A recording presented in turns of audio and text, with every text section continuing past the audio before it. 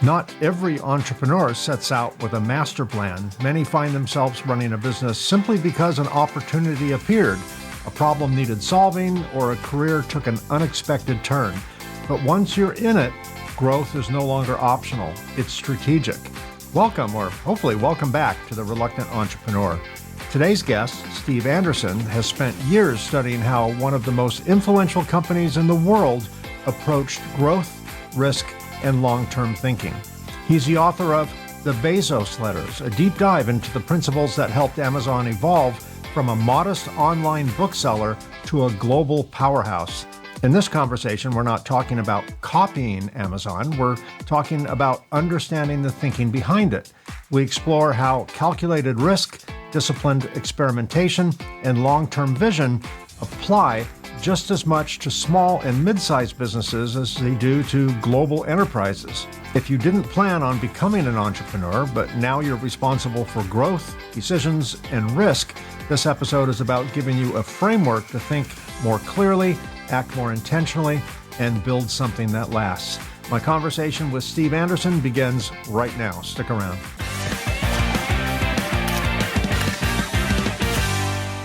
Welcome, Steve. I'm so glad you're my guest today. Thanks for being here. Oh, Mike, thanks for asking me. I look forward to our conversation. Yeah, when we spoke during the pre-interview, I just wanted to do the interview then because I had all these questions. So I was looking forward to this day. Let's kind of go back in time. You eventually transitioned from insurance operations into consulting, speaking, writing. What sparked that shift? A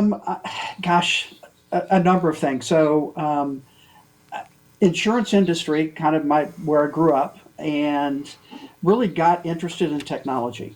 Frankly, my dad actually worked for a company called Burroughs Corporation, sold computers very early on, and so always was around them, and they just fascinate me, still do today, and so. I was helping an insurance agency I was working at with technology and kept getting other agents asking what we were doing or how and can you help. Decided there was a business there, so started consulting. That was 1999. Did that for a lot of years. And through that process, part of what I realized is kind of as we know today, maybe even more so than in the past, technology changes really fast. And it changes how business is done. And if a business owner, be they an insurance agent, be they a retail store, be they any kind of owner, aren't keeping up, that's the biggest risk they face. So the phrase that kept resonating with me is the biggest risk businesses face actually not taking enough risk. Right. And so that led me to that thought just kept coming back and back and back, and started looking at companies that had once been very successful, lots of names we know, and literally are no longer here, gone completely. The top of their game to bankruptcy and shutting down. Why? What happened? What was the thing that they didn't pay attention to? And then looking at companies that have been successful and continue to be successful and why. Came across Amazon.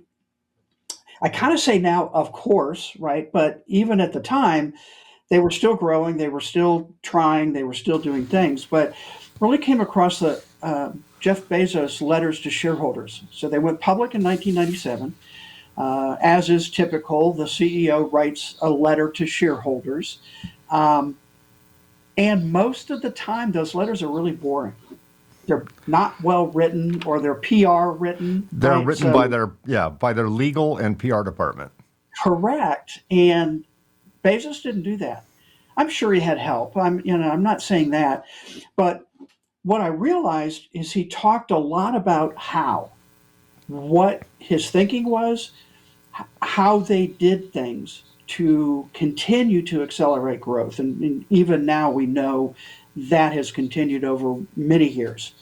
I ended up actually sitting down and reading all the shareholder letters at the time, and that was 1997 through 2018, as a book, as a narrative. And I realized there were threads that were going through those letters, and those threads, it really is what became the principles that I talk about in my book.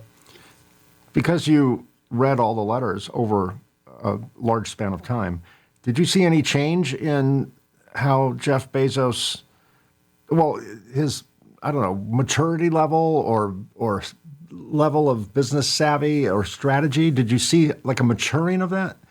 Yes. I think one of the things that continues to impress me with Jeff Bezos is he's a very good writer.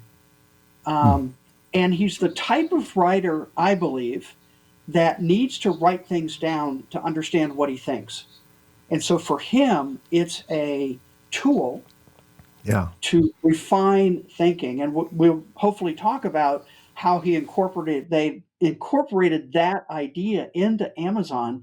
And I believe is again one of those tools, playbook processes that has allowed Amazon to continue to accelerate success and then growth.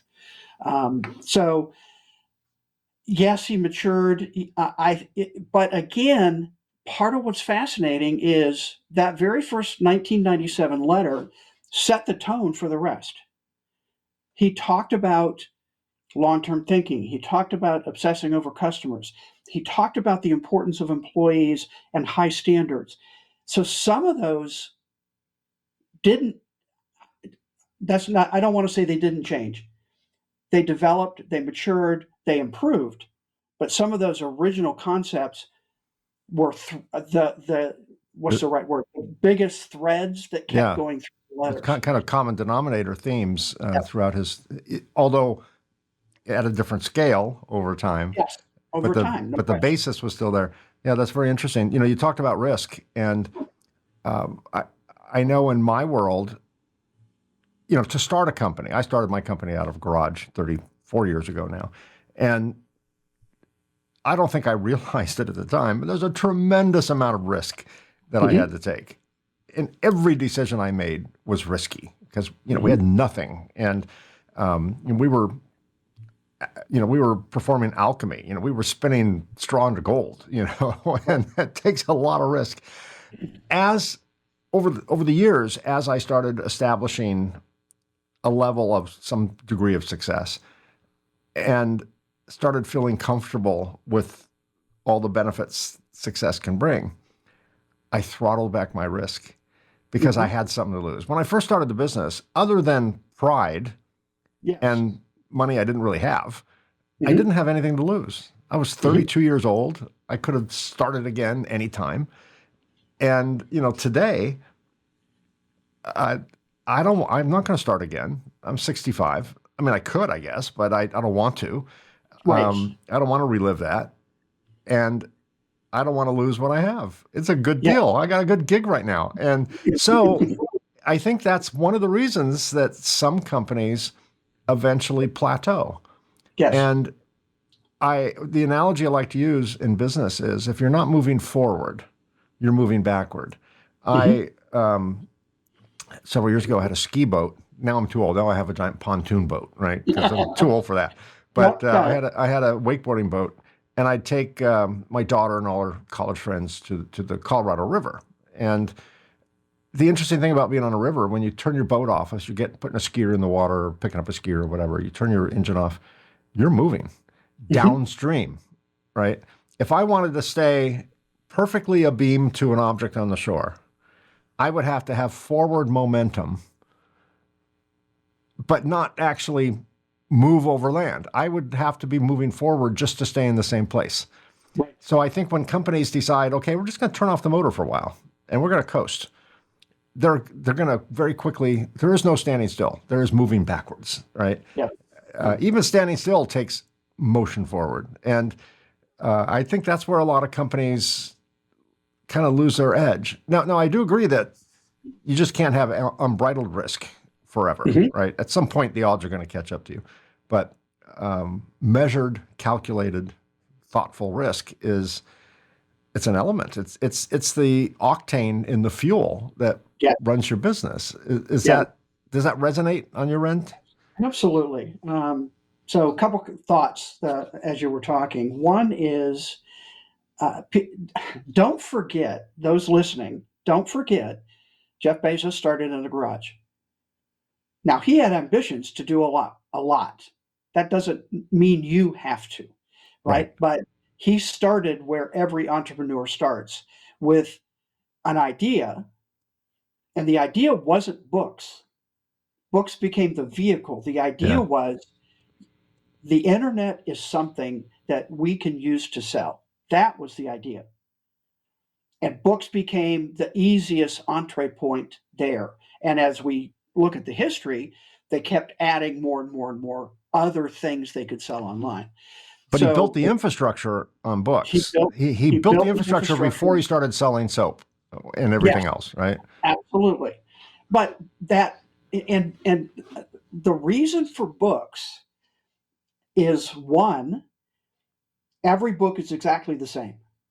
There is no differentiation between books, right? My book, I could have 10,000 copies, they're exactly the same. Two, on the internet, he could have unlimited shelf space. Hmm.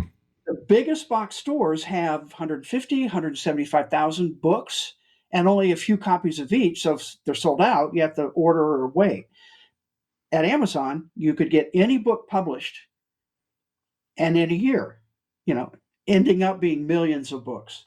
And so, and the publishers stored the books. So part Yeah. of the reason Seattle became where he ended up was there were two major book distribution companies that had big warehouses near Seattle. So they could get orders and then go get the books and then package them and ship them. So it Now, in wasn't those because early Seattle was days, a tech hub. It was because Seattle was a book hub. well, that was the other reason is that, again, having programmers and et cetera, having access to Yeah. that talent Yeah. pool That was didn't the other hurt. reason. Yeah, Yeah, sure. that didn't hurt. No, absolutely. Um, and the other thought I had was, and I thought back to Clay Christensen's book, The Innovator's Dilemma, which is exactly what you described. When a company gets successful, and this is what I learned in studying those companies, when they got successful and started protecting what got them there, they started failure. They started not innovating, they started protecting, and then they opened the door for any other entrepreneur who has a better widget, better idea, better process, etc. Look at Blockbuster and Netflix. I mean, Netflix went to Blockbuster and said, you should buy us because video streaming is going to become the thing. And they said, no, we're king of Right. the hill. Yeah. What do you mean? We don't need you. Well, again, having that long term vision for what's coming next, and something's always coming next. And I think that's that mindset that you can see played out over and over again. So, and again, I think the third thing I thought, your comment about you have to be smart about risk, what I call strategic risk. Hmm. And in the book, I call Bezos the master of risk because of how he uses risk strategically to grow. And we can get into this a little bit more, but the foundation of that is experimentation. So Bezos talks a lot about experimenting in business. And what he says is if you are experimenting, you're going to fail. So plan for it. If you're not going to fail in an experiment, it's not an experiment. And so my first principle, so structure the book, 14 principles, a lot. I group them into four cycles: test, build, accelerate, and scale. In that first test, the first principle is encourage successful failure. Now, you don't normally hear those two words together. How can a failure be successful? But that's how Bezos thinks is we have to have a lot of experiments to figure out what's going to work and what's going to work for the customer. Again, one of his favorite phrases that he repeated multiple times is, "We invent on behalf of the customer."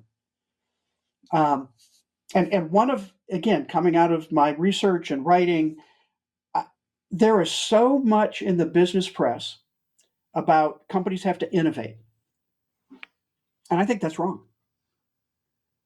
You can innovate your way into bankruptcy. What you have to do is experiment to figure out what the next thing is or how to improve. You've got to invent in order to innovate. Now, Amazon innovated. They had the Kindle, right?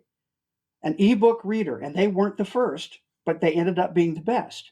And then they've innovated with additional products and lines and all kinds of different things.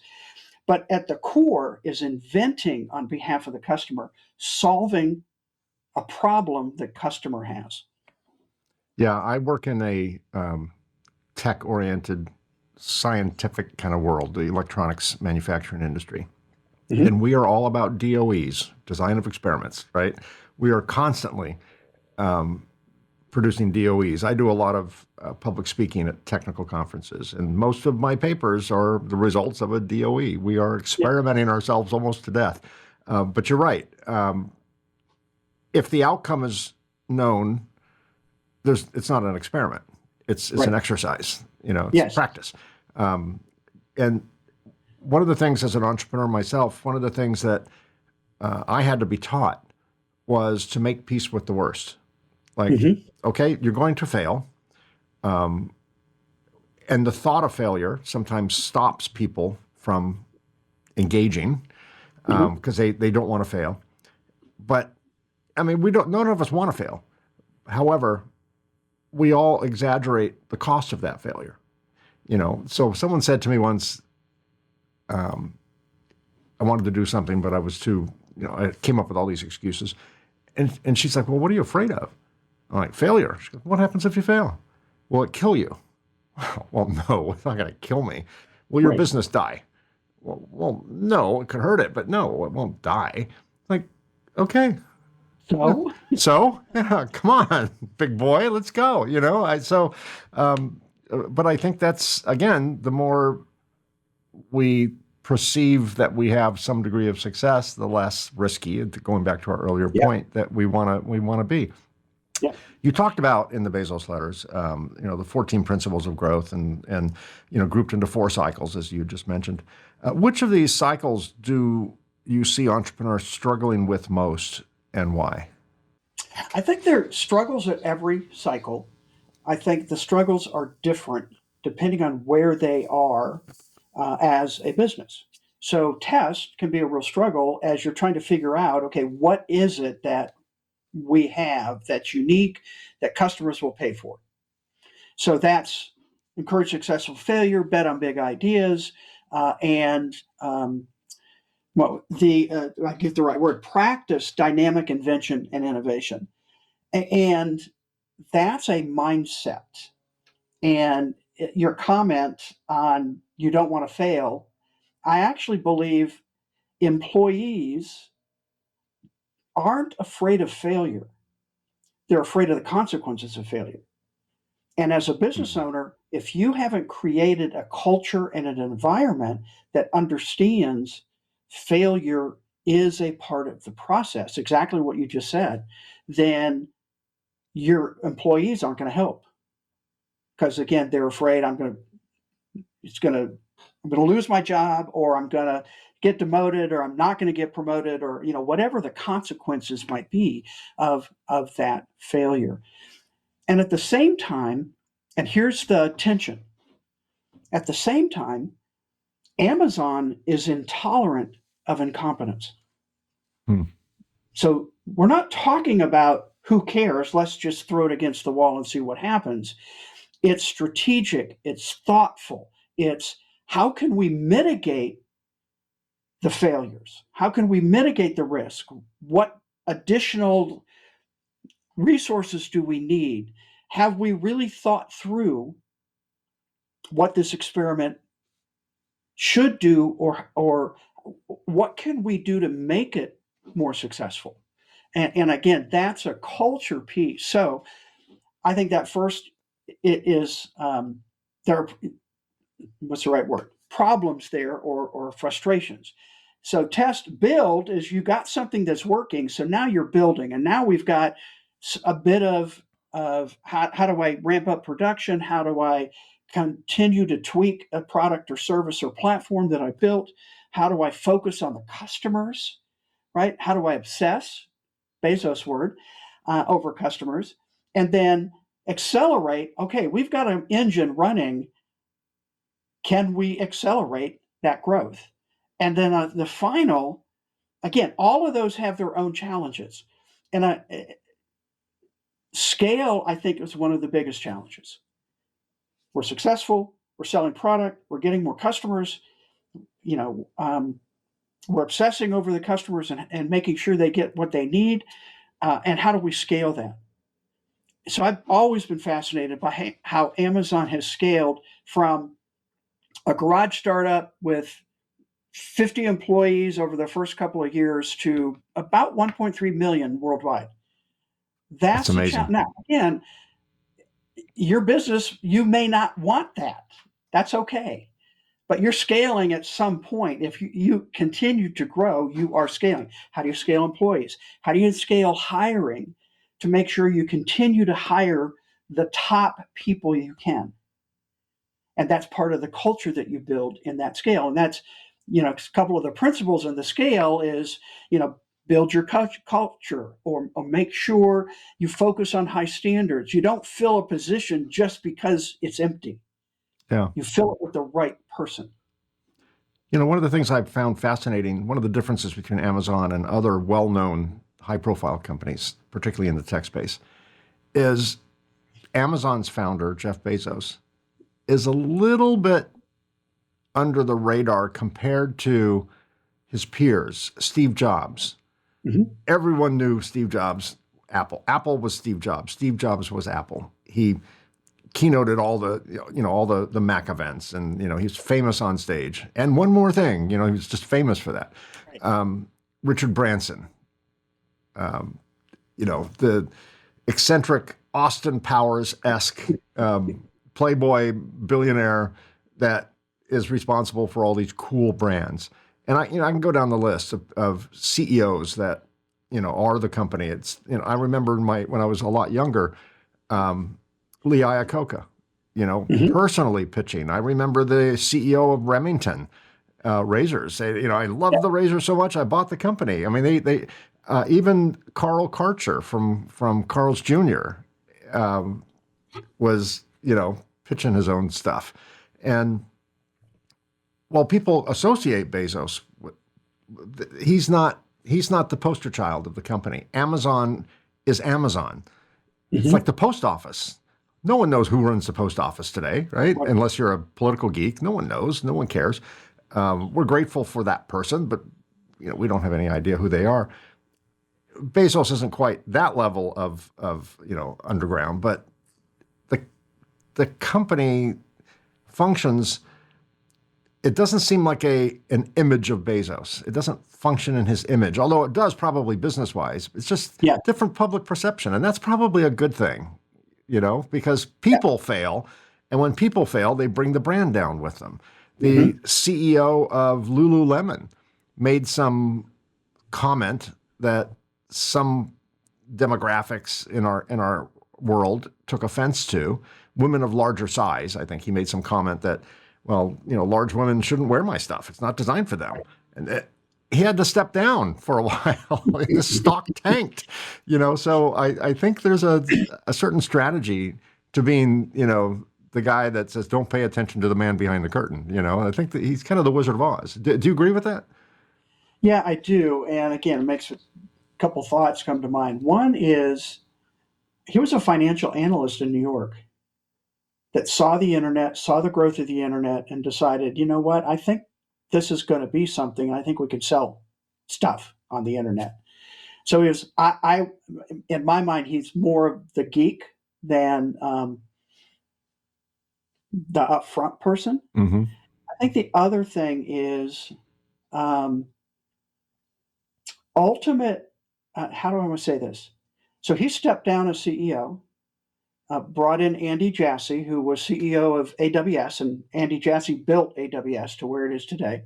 Um, Ultimate success, I think, for a CEO is successful succession. So you're right. He was able to leave. Amazon's still cranking, but he built the infrastructure, meaning the culture, the mindsets, the processes that made long term success much more likely than just based on him. Um, yeah, I agree, and I think that was strategic. And the other thing went back to was he was called, and I can't remember the year right now. He was called to um, uh, testify in front of a congressional committee, and the details now are fuzzy for me. Um, and he was grilled, quite a bit Sure. about Amazon and what they were doing and all of that kind of stuff. And I think in watching him and kind of hearing what he says, I think it was really uncomfortable with that. Um, so kind of those things together is my impression is he really likes building systems to make things work, but doesn't need to be the upfront person Yeah. to make it happen. Now he did some of that, like um, he did. Again, I think about one of Amazon's biggest failures was their Fire Phone. He announced it on stage. I wonder if he was trying to mimic Steve Yeah, Jobs. I think I think Same he kind of, was. He looked yeah, I awkward think up he there was too. too. Yeah, exactly. Yeah, that wasn't comfortable for him. So Well, one yes, advantage that this strategy, if it isn't an intentional strategy of not being out there, is he can avoid what happened to Apple when Steve Jobs passed away, and Tim Cook took over. The entire world compares Apple before and after that event, yep, and exactly. and they are critical of it. He's no Steve Jobs. I think when the company's built on the image and reputation of the founder, and then Yep. that founder leaves for whatever reason, Hmm. it the memory of that founder starts to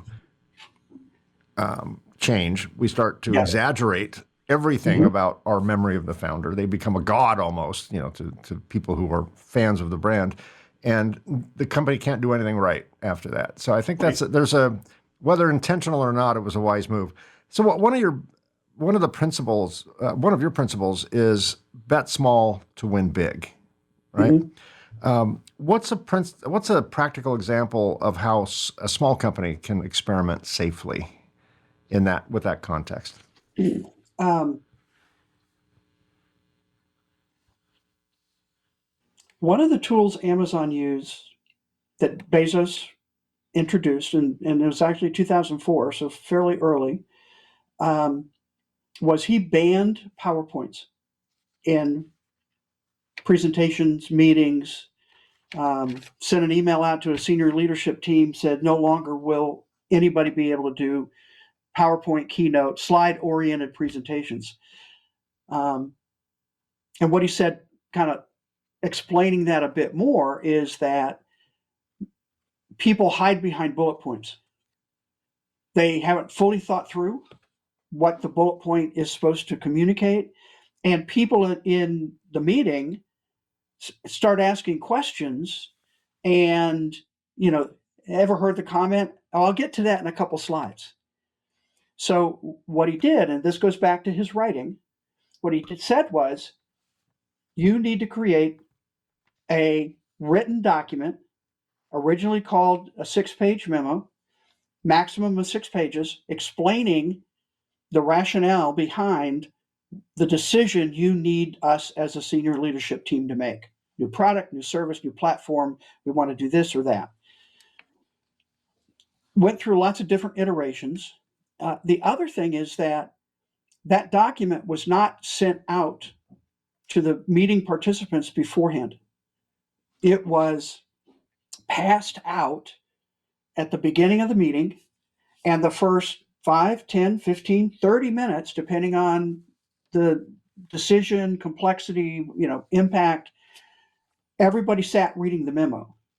It was study hall, because what Bezos said was executives are busy. They say they're going to read it beforehand, they don't, and they come. So we'll just start with everybody reading it. Literally, everybody will be on the same page, and the discussion will be much richer and more to the point and ultimately save time. I tell that story because no matter what your size is, if you and your team, whoever that might be, haven't really thought through exactly what you're trying to accomplish, what resources do we have? What do we know? What don't we know? What are the points that could break? And have that written out. One, you've created a deeper thinking document so you understand better what the project is.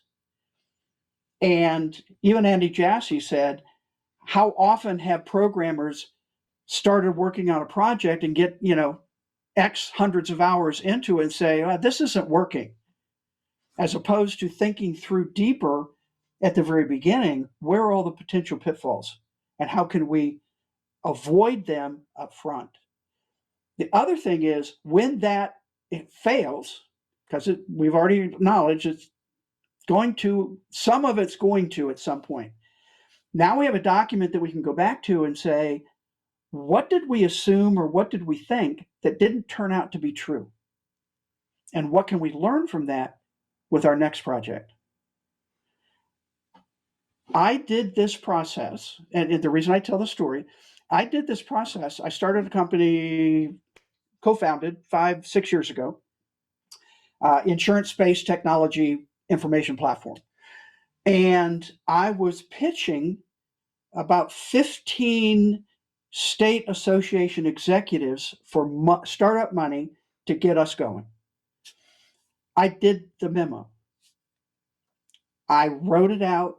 And you started with always started with what's called a future focused press release. What's the press release you're going to send out on the day you launch, whatever it is?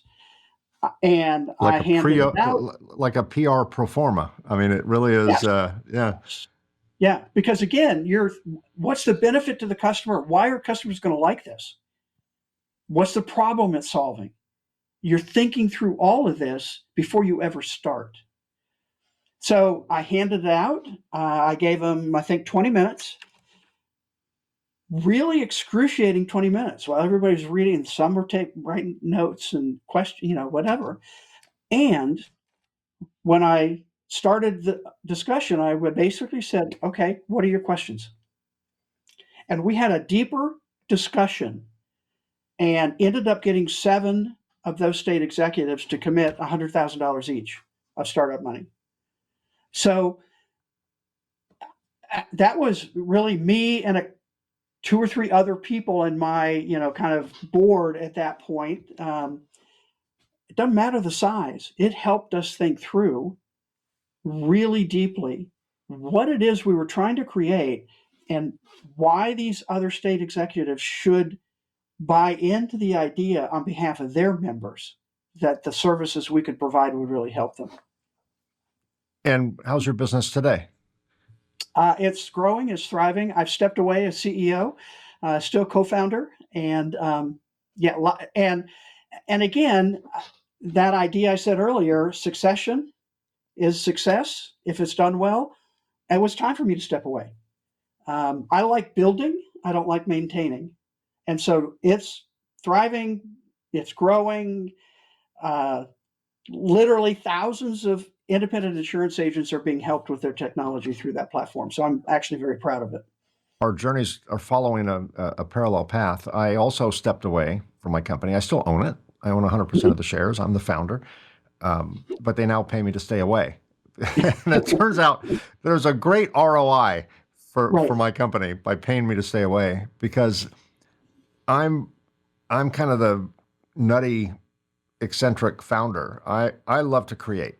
That's my passion, is creating something. So I created the equipment that we still build today. Designed it, wrote the code for it, all that. Created the marketing campaigns, created, all the aesthetics of it. I'm not interested in the detail. I'm not good at the detail. Right. I'm really good at stuff I love to do, and I suck at stuff I don't love to do. I don't Yeah. have the discipline to just master something. When I built the company, I did everything, in the earliest days Of because I course. had to. I didn't do everything well. Mhm. So now I still own the company. I still have a vested interest in it. But I only do what I love to do, which it turns out I'm pretty good at what I love to do. And the rest of my team does not love what I do. They would not Mhm. love to do it. They love I do it. They don't want to do it, which is Yeah. win-win, right? And win-win-win because it's win for me, win for my team, and win for the industry, win for the company, win for all that. So, yeah, that's a wise move. Amazon's Yeah. known for long term, for thinking long term, sometimes at the expense, sometimes but not often, at the expense of short term results.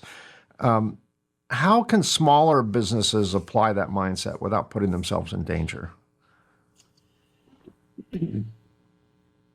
Um, Back to the original 1997 letter, one whole section was Bezos spelling out, we will make decisions based on long term benefit or gain, not short term um, Wall Street expectations. And again, they had just gone public, so all of the quarterly earnings and they that stuff. He said that's not how we will make decisions.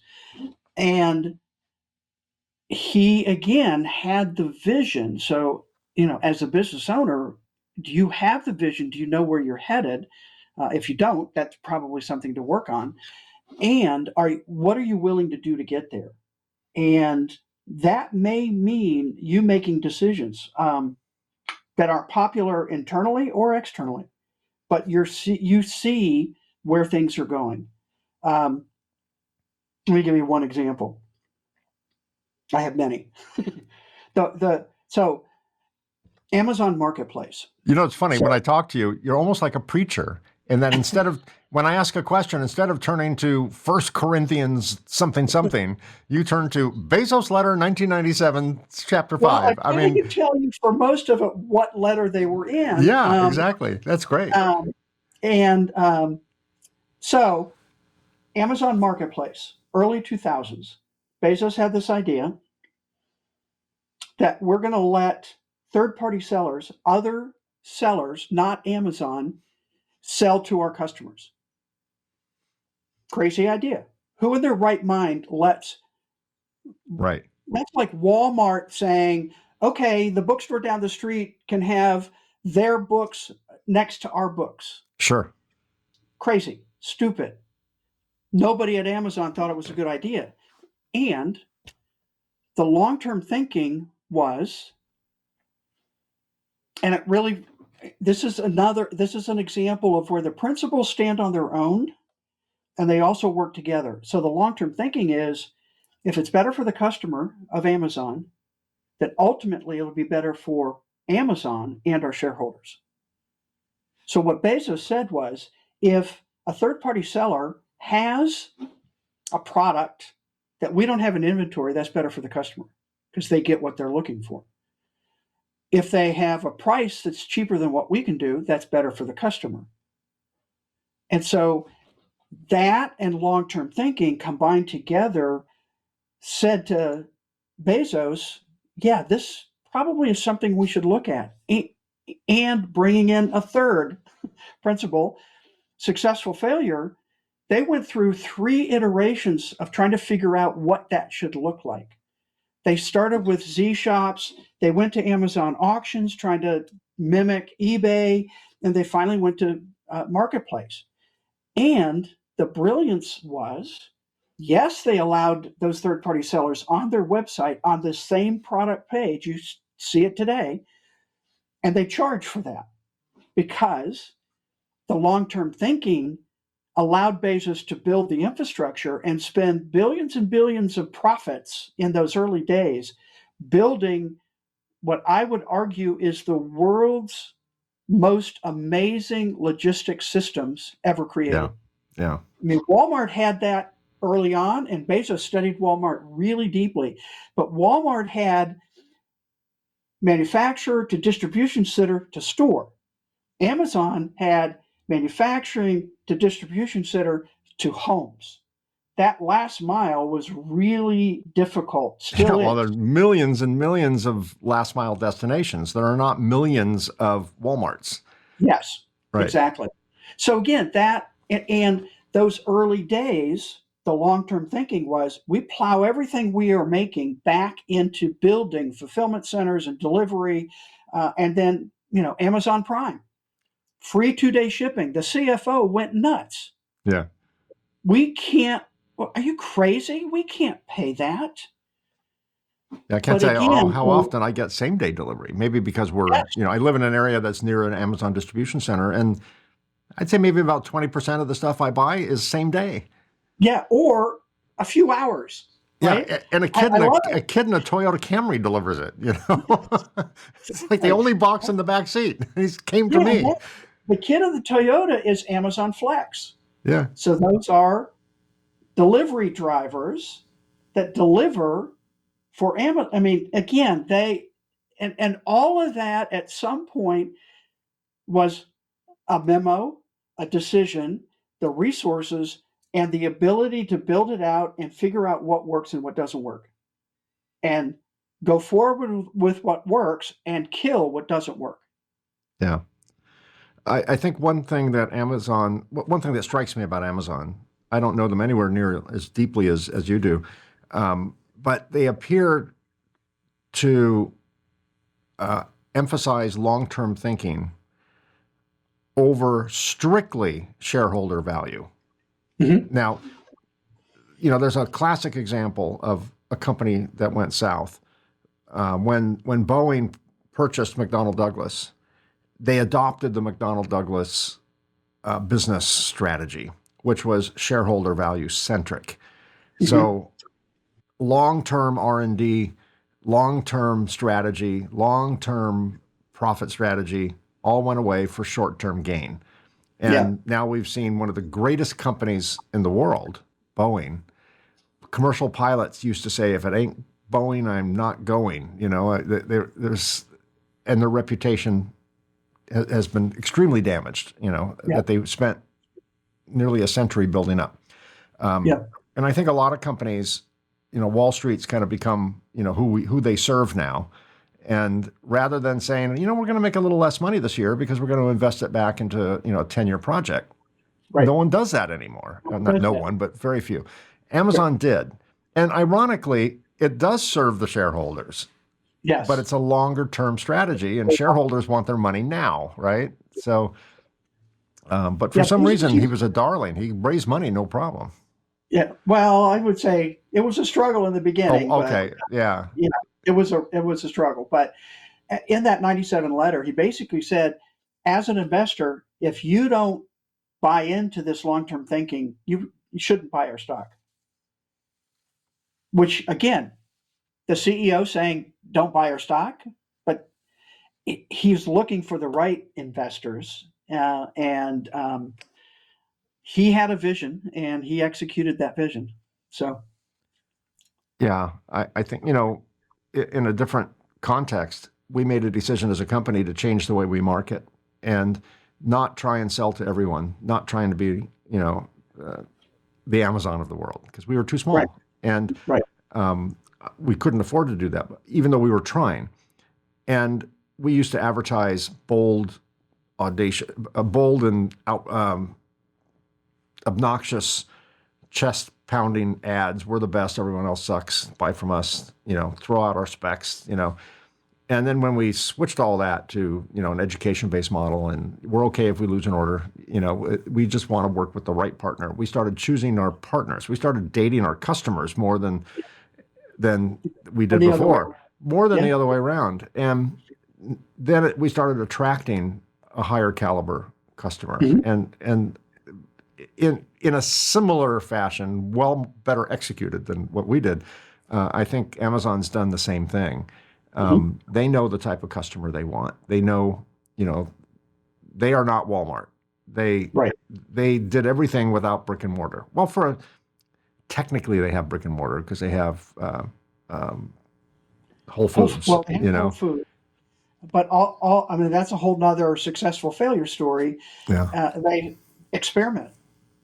Now, again, they could do it on a scale at that time bigger than most small businesses, but they had Amazon Books, they had Amazon Fresh, they had I Amazon 4-star I miss stores. Fresh, by the way. I do miss Fresh. Yeah. We used Uh, it a lot. um, they're not done.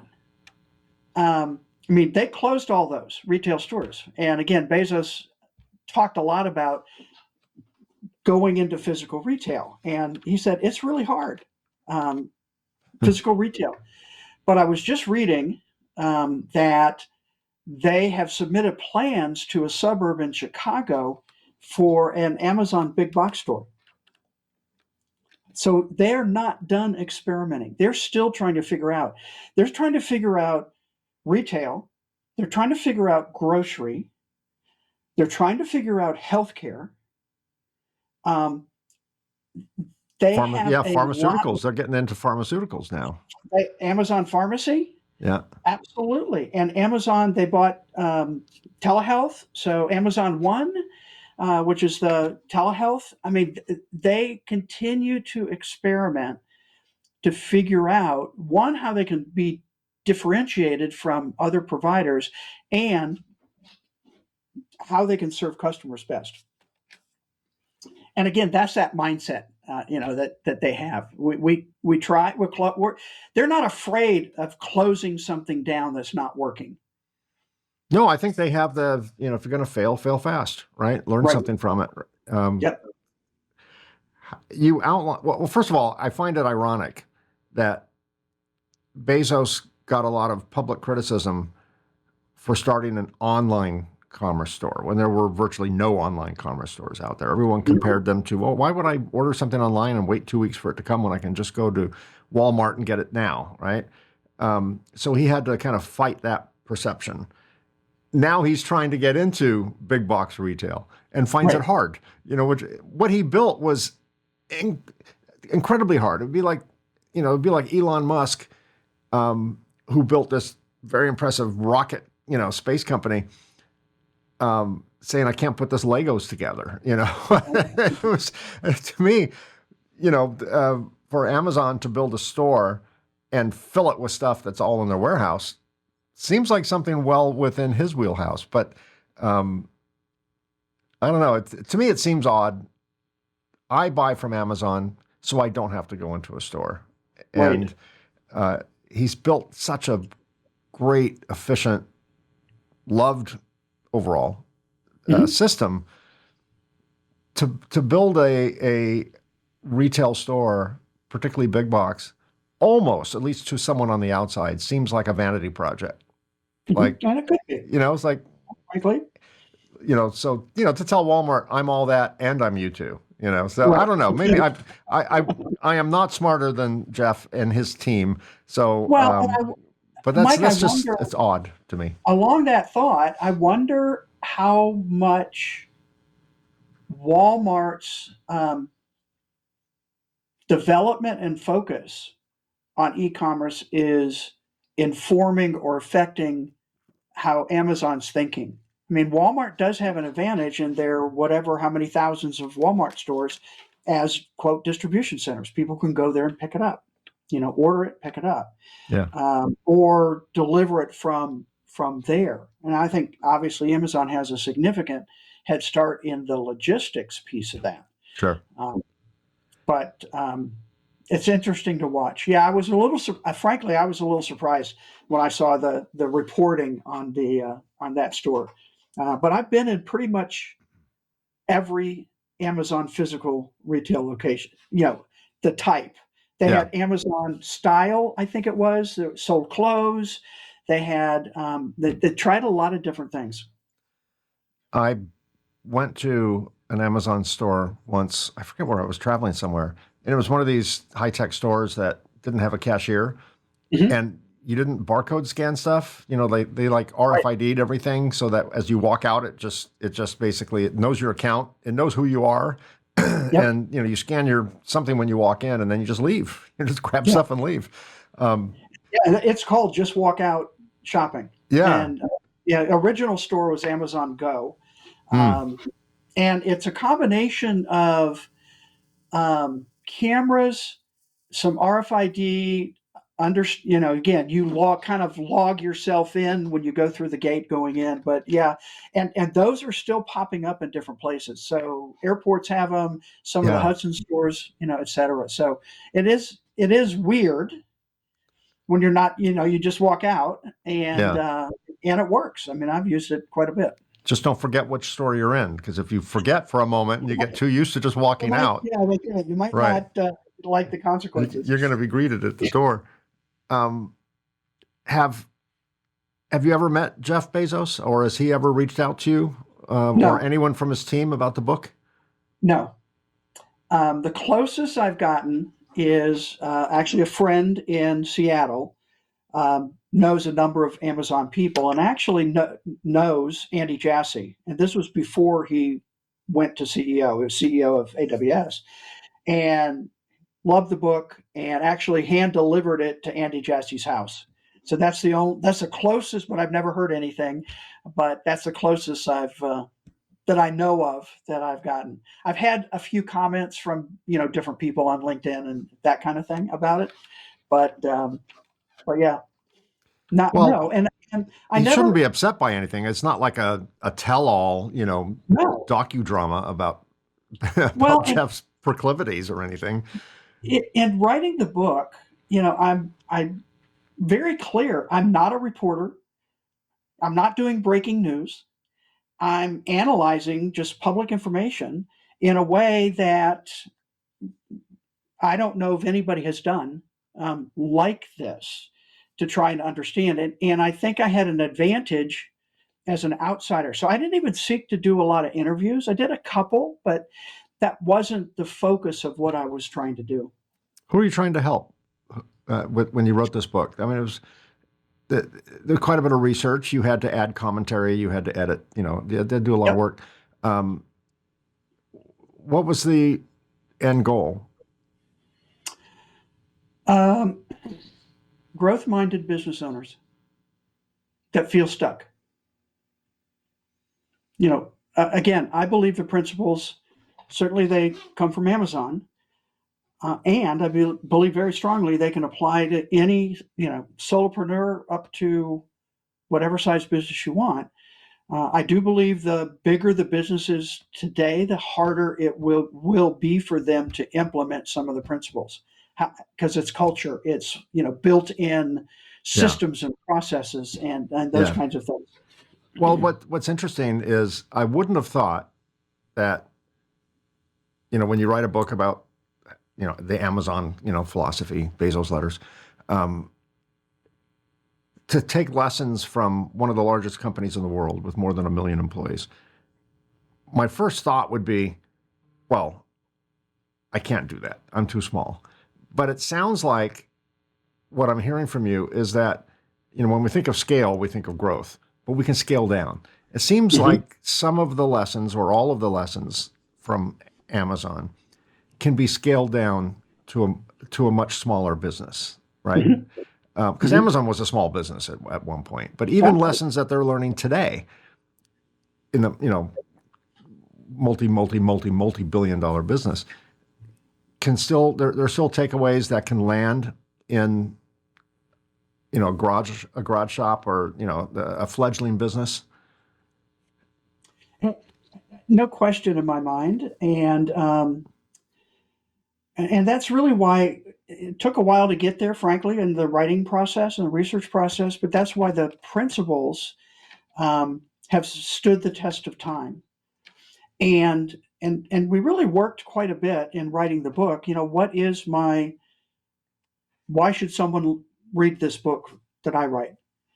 And I think the take that was it still is, I think, very different is the aspect of risk taking to business growth.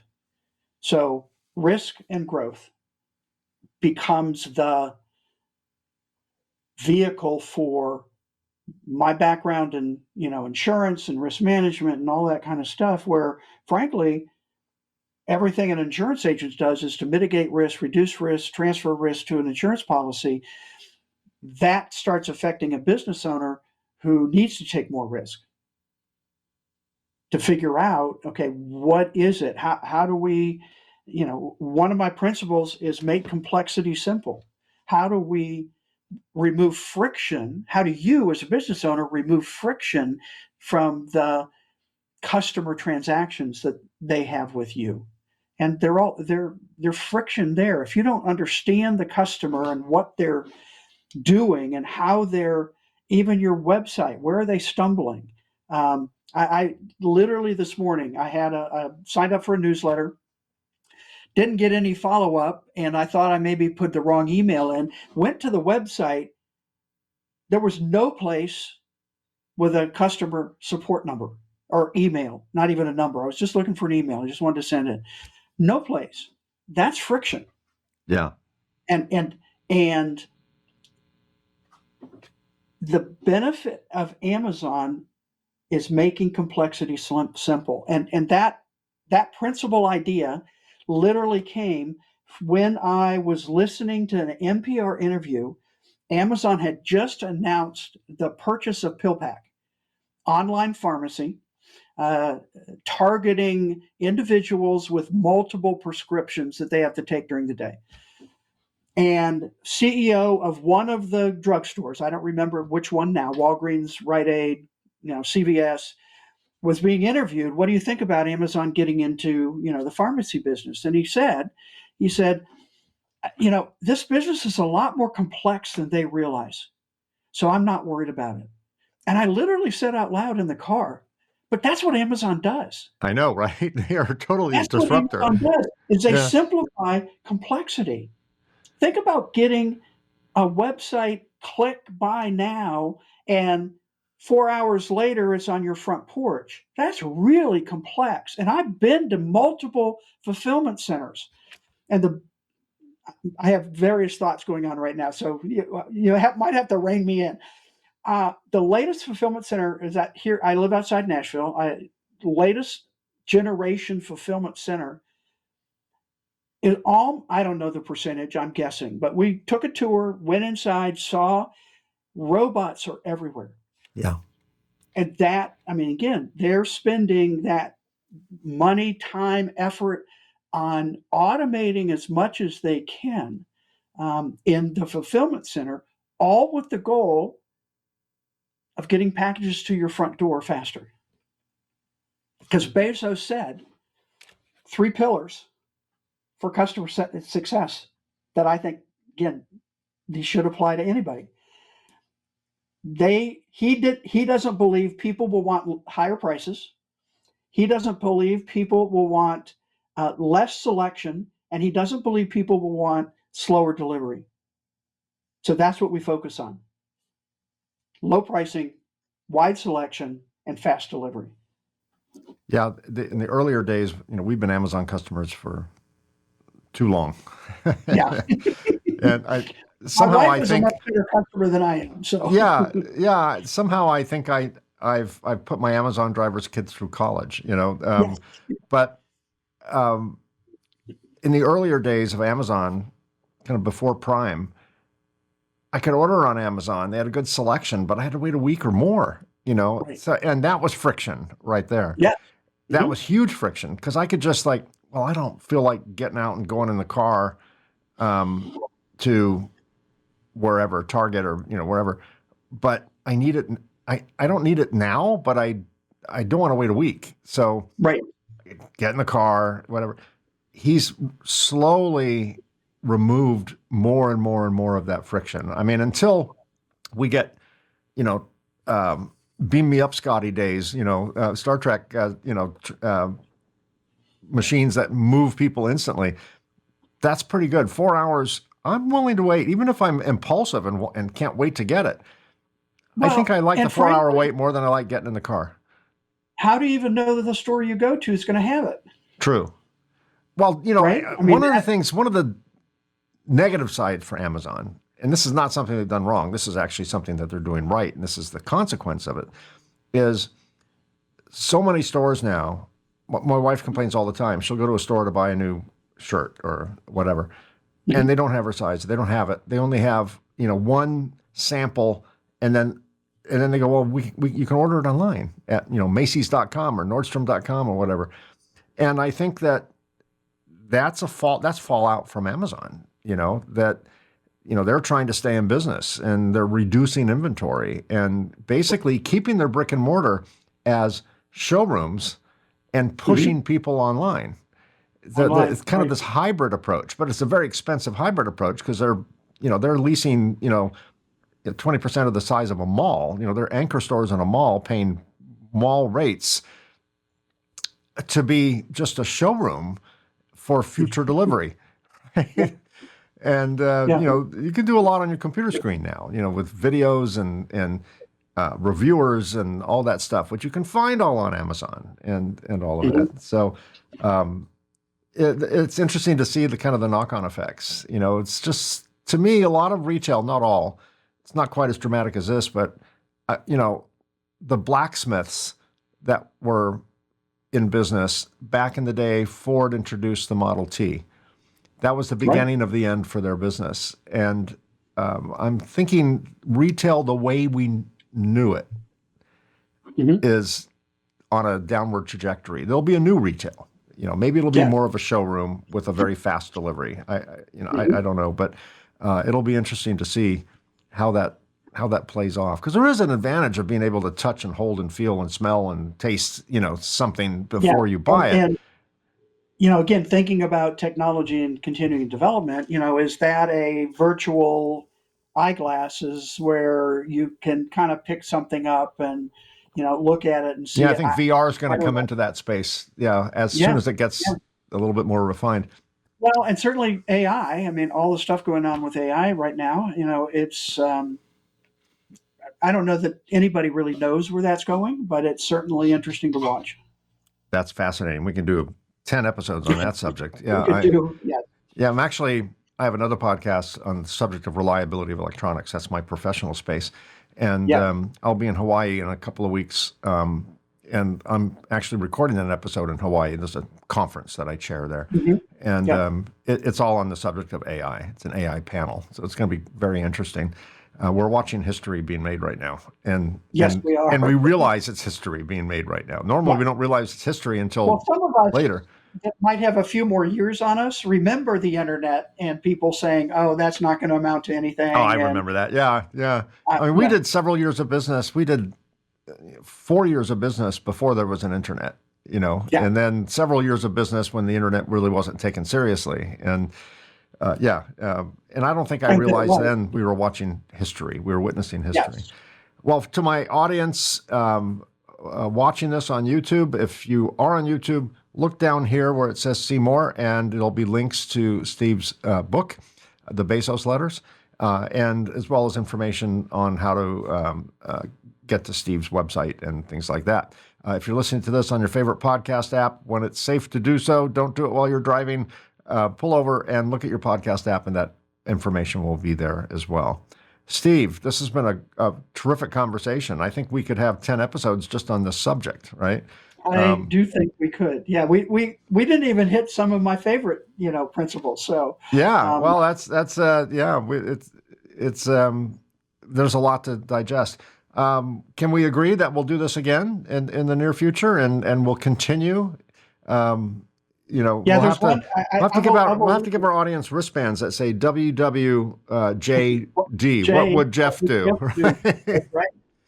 Well, I will leave a teaser of the really interesting principle is the last one in the scale section, which is believe it's always day one, and that's another thread that goes throughout Bezos' writings and letters and thought process, and that it's a really interesting any size business, and it helps that long-term thinking.